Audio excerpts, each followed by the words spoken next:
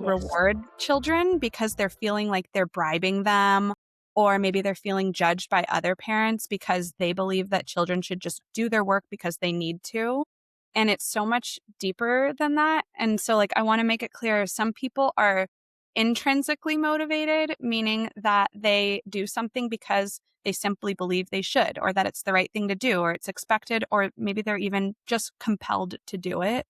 But many individuals, especially children with ADHD, are externally motivated, meaning they need a reward, a treat, a special game to play at their favorite park, just like some kind of carrot at the end of a stick to help keep them motivated. And it's unfortunate that this is judged sometimes by people with that bias. People who are intrinsically motivated might carry a bias like that. Well, you're bribing them, you're rewarding them for their bad behavior, or, whatever. And I just have to say, well, oh, well, it's unfortunate that you think that way.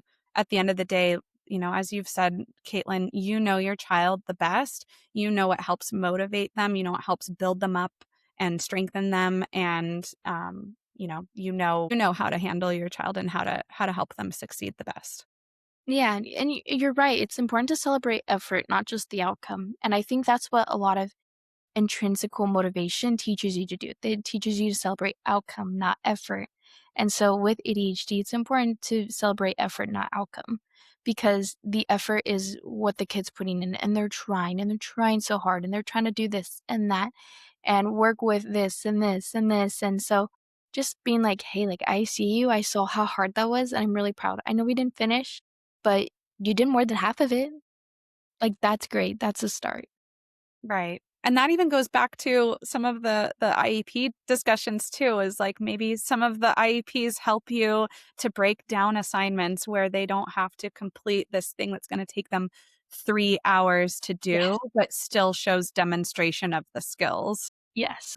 I just wanted to touch on that. A little off topic, but relating back to No, what we super, said. super important. I think it's really important, like, the study that we keep referencing, it really had 3 powerful messages for me. It was academic struggles, with ADHD is not about intelligence, that genetics play a role, but your environment matters, and that identity kind of, uh, the identity outcomes is more important than a GPA.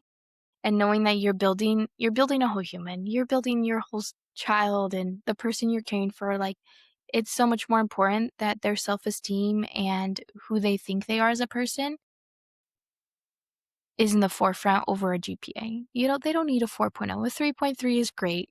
Something that's passing and they're showing that they're doing their best.